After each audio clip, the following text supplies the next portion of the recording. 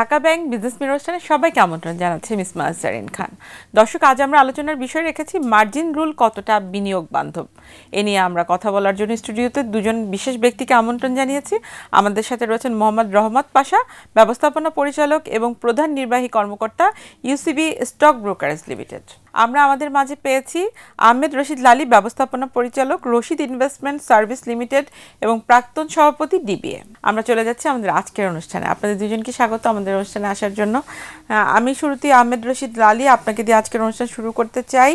যেহেতু আপনি ডিবিএর সাথে দীর্ঘ সময় ধরে ছিলেন এবং এখনও আছেন, আমি একটু জানতে চাই যে এই যে আসলে মার্জিন রুল সংশোধন নিয়ে কাজ করা হলো, বাংলাদেশ সিকিউরিটিজ অ্যান্ড এক্সচেঞ্জ কমিশনের কাছে সংস্কার কমিটি বিশাল এক সংস্কার করে তারা আসলে বিভিন্ন বিষয় নিয়ে জানিয়েছেন বাংলাদেশ সিকিউরিটিজ অ্যান্ড এক্সচেঞ্জ কমিশনের কাছে। এর পরবর্তী পরিস্থিতি আমরা দেখতে পাচ্ছি বিনিয়োগকারীরা এখন রাস্তায়। তারা এখন আসলে এই বিষয়টি আসলে আমরা যেভাবে দেখছি বিনিয়োগকারীদের জন্য সত্যি আসলে পরিস্থিতি এখন মার্কেটের অনেকটাই খারাপ অবস্থার দিকে যাচ্ছে। একটু যদি বলতেন আসলে যে এখনকার পরিস্থিতিটা কি? দেখেন, পরিস্থিতি মানে যে মার্জিন রুলের বিষয়টা, তো মার্জিন রুলের বিষয়টা দেখেন যেটা হয়েছে সেটা ঠিক আছে, বাট আমার কাছে যেটা মনে হয় দুই তিনটা জিনিস একটু থাকা উচিত ছিল। সেটা হলো যে যে অফিসারটা মার্জিন লোনের জন্য অ্যাপ্লিকেশন গ্রহণ করছে এবং সে অ্যানালাইজ করছে, অ্যাসেস করছে সেই ক্লায়েন্টকে যে উনি এটার কোনো কল আসলে, মার্জিন কল আসলে সেটা উনি পরিশোধ করতে পারবেন কি না ইত্যাদি ইত্যাদি, উনাকে অ্যাকাউন্টেবল করতে হবে। বিকজ উনি যে অ্যাসেসমেন্ট করছেন, আজকে কি হচ্ছে, আজকে যখন মার্জিন কলের ওনারা নোটিশ দেন তখন আর কোনো রেসপন্ড নাই, কোনো রেসপন্স করে না কেউ, হ্যাঁ, নো রেসপন্স।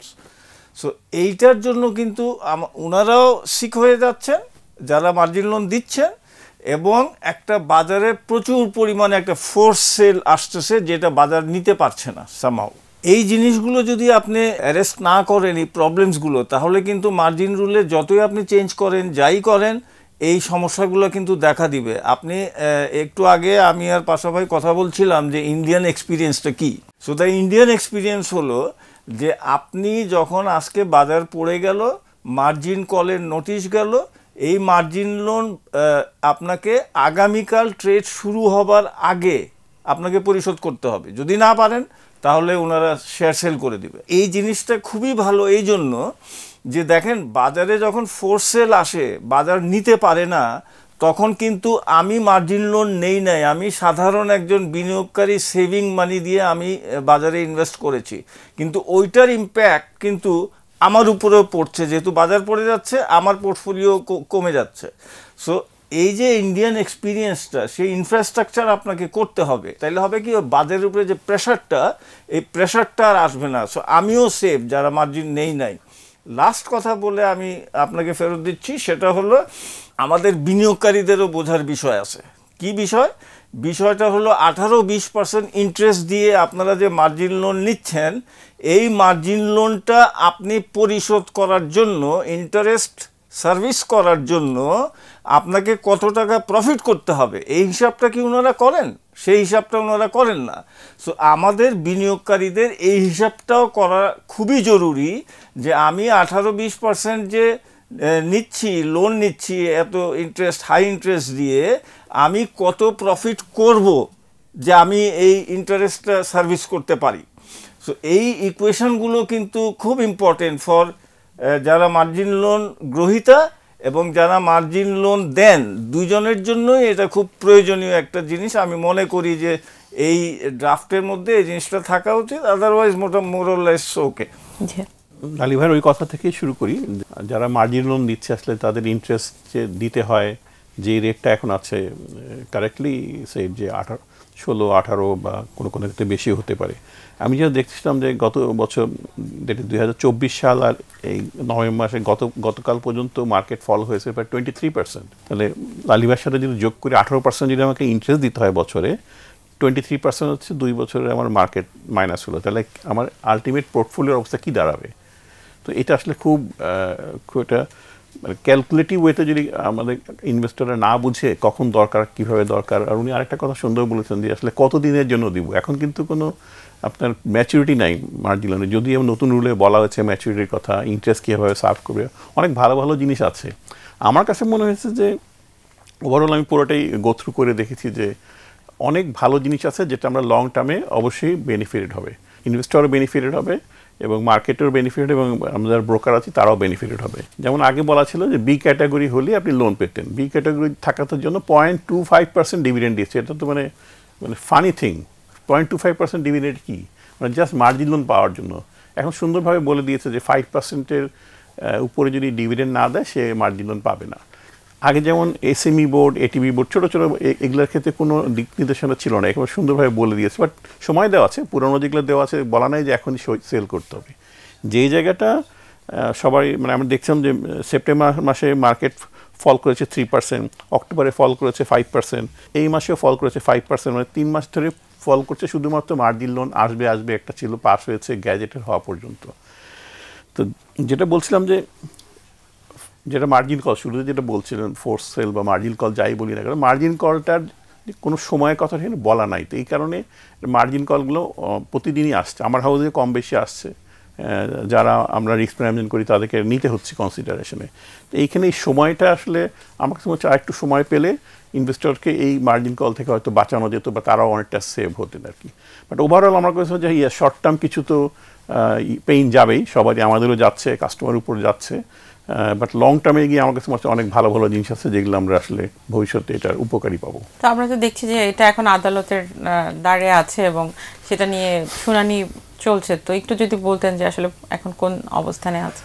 বেশ কয়েকটা ক্লজকে ধরে আসলে আমি দেখলাম যে হিয়ারিং হচ্ছে, আদালতে যাওয়া হয়েছে, কিছু রাইটের কথা বলা আছে, যেমন গৃহিণীদের কথা বলা আছে, স্টুডেন্টের কথা বলা আছে, তাদের কিছু এলিজিবিলিটি বলা আছে যে 2 কোটি টাকা যদি তাদের ট্যাক্সেবল মানি না হয় তারা ওখানে মার্জিন লোন পাবে না। সেইগুলোর ব্যাপারে দেখলাম বেশ কিছু জিনিস আদালতে গিয়েছে। আর মার্জিন কলের ব্যাপারটাও গিয়েছে, যেটা মনে করছে যে ইনভেস্টর একটু সময় পেলে হয়তো ভালো হতো, ওই সময়টার জন্য হয়তো তারা একটা রিট করেছে। এখন ফলাফল আমি যেটা দেখলাম যে একটা মানে 1 সপ্তাহ সময় দেওয়া হয়েছে এটা ফার্দার হিয়ারিং এবং রিট আবেদনের জন্য। ওইটা হলে তারপরে আসলে বোঝা যাবে। এই ধরনের সিদ্ধান্তগুলো তো হঠাৎ করে বিনিয়োগকারীদের উপর একটা চাপের তৈরি হয় অবশ্যই, এবং সেটা আসলে আমরা দেখছি যে বিনিয়োগকারীদের আসলে ওনারা সবসময় চায় যে বাজারের কোনো গার্জিয়ান বা এই ডিভিএ বা অন্যান্য সংস্থাগুলো তাদের পাশে এসে দাঁড়াক, বা এই ধরনের সিচুয়েশনগুলোতে তাদের বেশ কিছু আলোচনার বিষয় থাকে, যেটি হয়তো যেহেতু আসলে সিকিউরিটিজ অ্যান্ড এক্সচেঞ্জ কমিশন আমাদের অভিভাবক, আলোচনার মাধ্যমে তো অনেক কিছুই সমাধান করা সম্ভব। আর সেই জায়গা থেকে আসলে ডিভিএর রোলটা কেমন হওয়া উচিত বা কি ধরনের ভাবছেন আপনারা? দেখেন পাশাপাই যে কথাটা বললেন যে টাস্কফোর্স যে রিকমেন্ডেশন দিয়েছিল এবং যে ড্রাফটটা আমাদের সামনে আসছে, সেখানে আমি অন্তত খুব বেশি কোনো খারাপ দেখছি না। বাট ইয়েস, যে কয়েকটা জিনিস আছে যেগুলো আরেকটু বিবেচনায় আনা উচিত ছিল, সেগুলো আনা হয় নাই। বাট ওভারঅল আমি বলবো it was a nice piece of work. হ্যাঁ, সেটা বলতে পারি। শুধু প্রবলেমসগুলো যেগুলো আছে, এগুলো আপনি যে কথাটা বললেন সঠিকভাবে বললেন যে এই পজিশনগুলো কোর্টে যাওয়ার কোনো প্রয়োজন ছিল না। এখানে কিন্তু এই স্টেক হোল্ডাররা বসলেই, এসইসির সাথে বসলে, টাস্কফোর্সের সাথে বৈশা এই জিনিসগুলো কিন্তু করা যেত, no doubt with that. But যদি ধরেন এই জিনিসগুলা ডিএসসি, সিএসসি কিংবা ডিবিএ, এগুলা এই পয়েন্টসগুলো নিয়ে কিন্তু ওনারা বসে একটা বিবেচনায় আনতে পারতো এসইসির সাথে, যে ভাই এই প্রবলেমসগুলো আছে, এটাকে আরও কিভাবে সফট করা যায়। লাইক 2 কোটি টাকা, আপনি জানেন যে অনেক আমাদের মহিলা বিনিয়োগকারী আছেন, হ্যাঁ, হয়তো ওনাদের ইয়েই নাই, টিআইএন নাই। সো এই বিষয়গুলো কিভাবে কভার করা যায়, 2 কোটি টাকা ওনার ইসে থাকতে হবে, এই জিনিসগুলো কিন্তু খুব আরামসে সলভ করা যেত।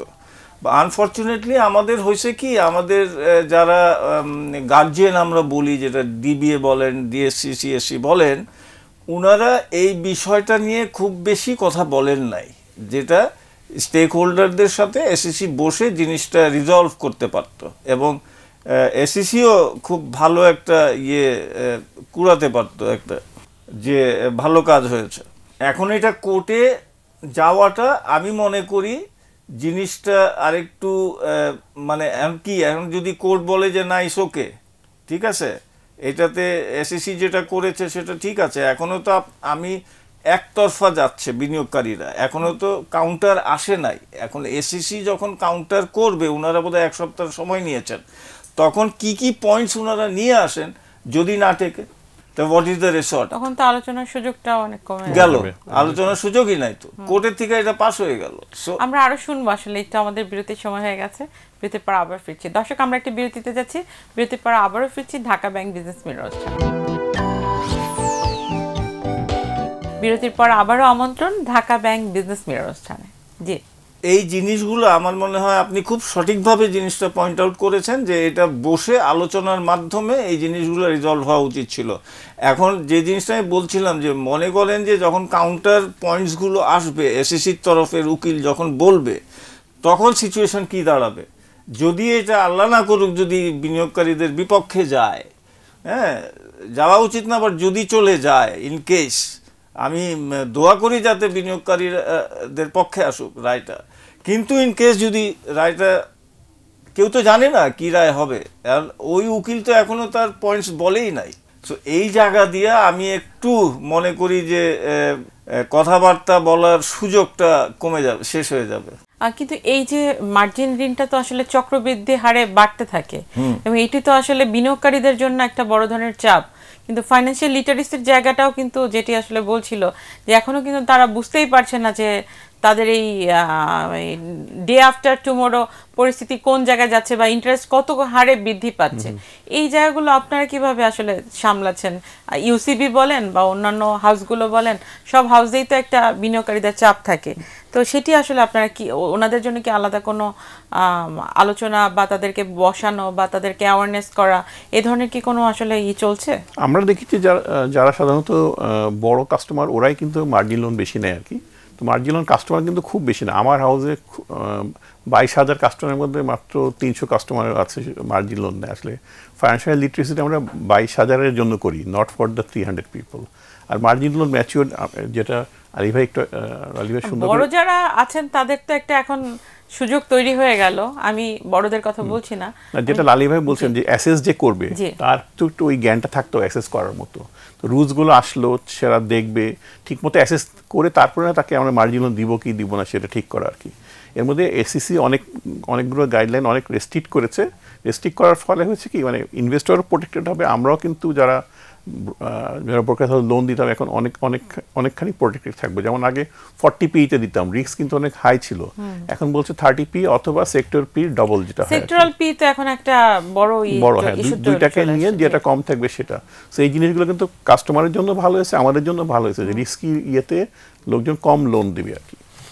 আর আপনাদের রিসার্চ উইং আছে বোধহয়, যেগুলো এগুলো ডিল করে যায়। এর বাইরেও আমরা আমাদের নিজস্ব একটা, আমরা ইন্টারনালি আরও দেখি যে আরও কী কী প্যারামিটার আছে যেগুলো কাস্টমার ক্ষতিগ্রস্ত যেন না হয়, আমাদের ব্রোকারেজ ক্ষতিগ্রস্ত না হয়, সেজন্য আমরা আরও কনজারভেটিভলি আরও একটা লিস্ট করি এর বাইরেও, যেটা আছে, যেটা আমরা এখনও আমাদের এসিসি এবার রুলসে বলে দিয়েছে যে যার ইন্টারনাল রিস্ক ম্যানেজমেন্ট তাকে করতে হবে।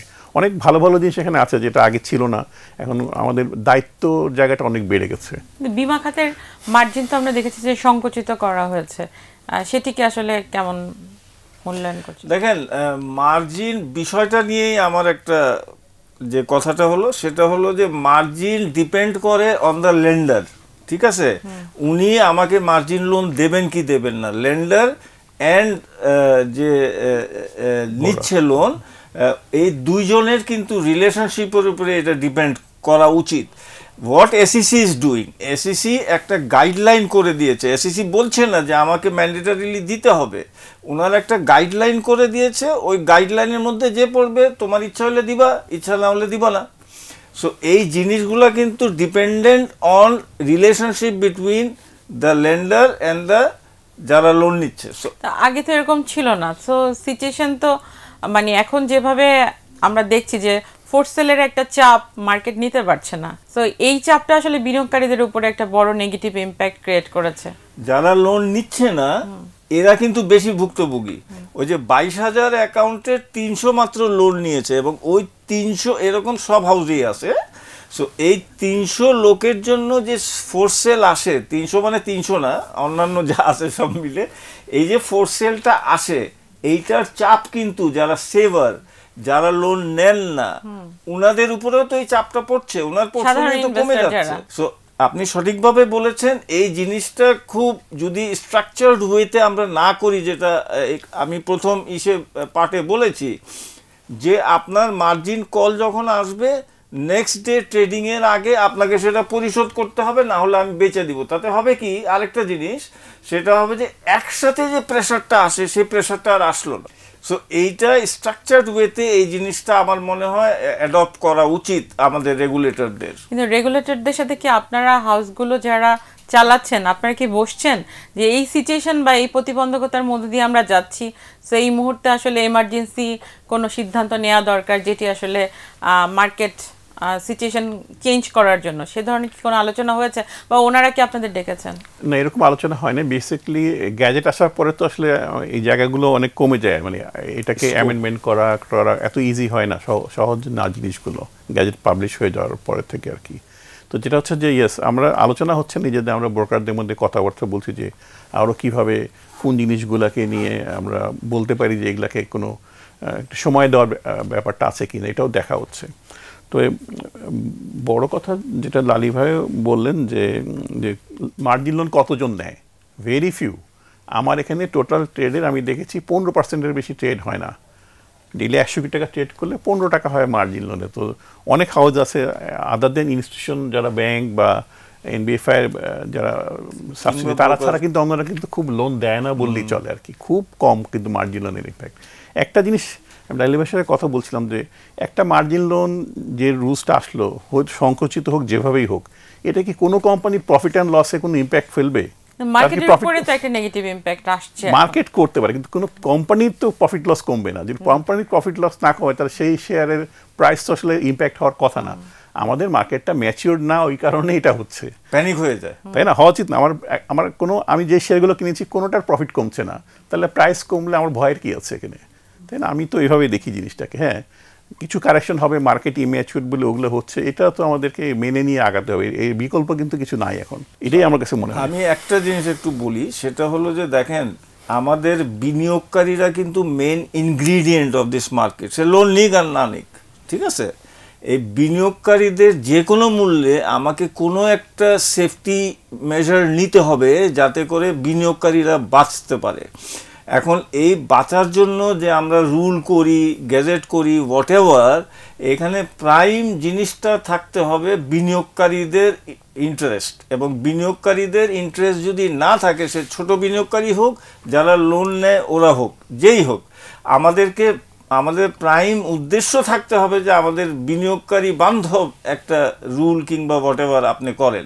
সেইটা যদি আমরা না পাই, বিনিয়োগকারীরা যদি সেটা না পায়, তাহলে কিন্তু এটা একটা বিপজ্জনক সিচুয়েশনে চলে আসে, যেখান থেকে বিনিয়োগকারীরা একটা লসের মধ্যে পড়ে যায়। জি, আমরা তো একেবারে শেষের দিকে চলে আসছি। আমি একটু জানতে চাই যে আসলে সিচুয়েশন এখন যেই দিকে যাচ্ছে বা সব কিছু মিলে ওভারঅল মার্কেটের কি মনে হচ্ছে যে বিনিয়োগকারীদের আসলে কি ধরনের, আপনাদের যারা আছেন ডিভিএ বলেন বা আপনাদের অ্যাসোসিয়েশনগুলো যেগুলো, আপনারা সিও ফোরাম যেগুলো আছে, আপনারা কি ধরনের আলোচনা করছেন যে আসলে Bangladesh securities and exchange commission এই মুহূর্তে বাজারের পাশে থাকলে তারা আসলে মার্কেটটাকে আরেকটু ম্যাচিউরড ওয়েতে হ্যান্ডেল করতে পারতো? আমার মনে হয় যে এই মুহূর্তে একটু হ্যান্ডেল করার সিচুয়েশনটা একটু অন্যরকম হতে পারে, যেটা আসলে এই পর্যন্ত না আসলেও মনে হয় হতো। সেরকম কি আসলে আপনারা কোনো চিন্তা করছেন? সেই সদিচ্ছা তো অবশ্যই আছে, এটা আমরা কথা বলে বুঝি। তো এই সমস্ত মার্কেট যখন, আমি দেখছিলাম যে মার্কেট পি গতকাল পর্যন্ত ছিল 9.7, মানে গত 10 বছরের সর্বনিম্ন মার্কেট পি। এই সমস্ত মার্কেট পিতে মার্কেট তো অনেক চিপ, অনেক আন্ডার ভ্যালুড শেয়ার আছে। আমরা যেহেতু ফরেন ইনস্টিটিউশন ডিল করি, ফরেন ইনস্টিটিউশন কিন্তু they are very much interested, এখন তারা ইনভেস্ট করতে চায়। They are waiting for the election, just একটা ইলেক্টেড গভর্নমেন্টের আন্ডারে তারা করতে চায়, রাইট, পলিটিক্যাল স্টেবিলিটি। এখন এই সমস্ত জায়গায় মার্কেটে কিন্তু ইনস্টিটিউশন ইনভেস্টর আসা উচিত। আমরা আমাদের যে প্রাইভেট যে প্রোপ্রাইটারি অ্যাকাউন্ট আছে, সেখান থেকে আমরা ইনভেস্ট করছি ভালো ভালো শেয়ারে, আন্ডার ভ্যালু শেয়ারগুলোতে আমরা কিন্তু প্রতিনিয়ত ইনভেস্ট করছি। কারণ আমি যেটা শুরুতেই বলছিলাম যে আমার যেই শেয়ারের প্রফিট কমে নাই, প্রফিট হয়তো আপসাইড বেশি আছে, সেখানে আমি কেন ইনভেস্ট করব না? এই মার্জিন রুলসের সাথে তো হয় না। দেখলাম অনেকগুলোর বেশ ভালো অবস্থা, অনেক কম আছে। হ্যাঁ, অনেক অপরচুনিটি আছে এখানে। আন্ডার ভ্যালুড মার্কেট মনে হচ্ছে, আন্ডার ভ্যালুড শেয়ার আছে, অনেক ভালো ভালো শেয়ার। এখানে ইনস্টিটিউশনে ইনভেস্ট করলে অনেক ভালো হবে। এবং বিনিয়োগকারীদের জন্য কি বলবেন? আমি বিনিয়োগকারীদেরকে বলবো যে আপনারা যাই সিদ্ধান্ত নেন, যদি আপনারা মার্জিন লোনের দিকে যান, তাহলে একটা জিনিস অবশ্যই মাথায় রাখবেন যে মার্জিন লোনে গেলে 18-20% ইন্টারেস্ট দিতে হবে। কত ইন্টারেস্ট আপনি সার্ভিস করতে পারবেন, কত লাভ করে আপনাকে ওই টাকাটা দিতে হবে। সো মার্জিন লোন দিয়ে কখনোই আপনারা মার্কেটে কোনো ফল তেমন পাবেন না। আপনাদের প্রথম চিন্তা করতে হবে ক্যালকুলেশন, আমি এই শেয়ারে ইনভেস্ট করছি, এই শেয়ারে ইনভেস্ট করে আমি এত মার্জিন লোনের ইন্টারেস্ট পেমেন্ট করছি, তাহলে আমাকে কত লাভ করতে হবে। বেস্ট থিং ইজ যে আমার যে সেভিংস আছে সেই সেভিংসের 60% আমি ইনভেস্ট করব লোন ছাড়া। হ্যাঁ, 60% ইনভেস্ট করব, বাকি 40% আমি রাখবো দুর্দিনের জন্য। সো এই জিনিসটা যদি ফলো করে প্রত্যেক বিনিয়োগকারী, কারণ আমাকে বিনিয়োগকারী বাঁচাইতে হবে। আপনি বিনিয়োগকারীদেরকে মানে ঘাড়ে দিয়ে দেখেন একীভূতর একটা বিষয় চলে আসলো। হ্যাঁ, সো আপনি তো এটা করে বিনিয়োগকারীদের জব করে দিচ্ছেন। সো আপনাকে সব সময় বিনিয়োগকারীদেরকে মাথায় নিয়ে সিদ্ধান্তটা নিতে হবে। সেক্ষেত্রে আসলে বিনিয়োগকারীদেরকে কি পরিমাণ লোন দিবে এটাও তো ব্যাংকের মতো একটা পলিসি করতে হবে, যেটা হাউসগুলোর সাথে, যে এই ইনভেস্টর আসলে KYC-টা যদি জানা যায় সে আসলে কতটুকু ক্যাপাবল, তারপরে আসলে ঋণ গ্রহীতাকে সেই ঋণের সুবিধাটা দেয়া, সেটিও তো এখন একটা পলিসির আওতায়। জি, সবচেয়ে ইম্পর্টেন্ট যেটা, যে 18% যদি আমি ইন্টারেস্ট দিই, তার মানে আমার কোনো শেয়ার যদি 18% এক বছরে বাড়ে, তাহলে আমার জিরোতে আমি আসলাম, মানে আমার কোনো প্রফিট হলো না।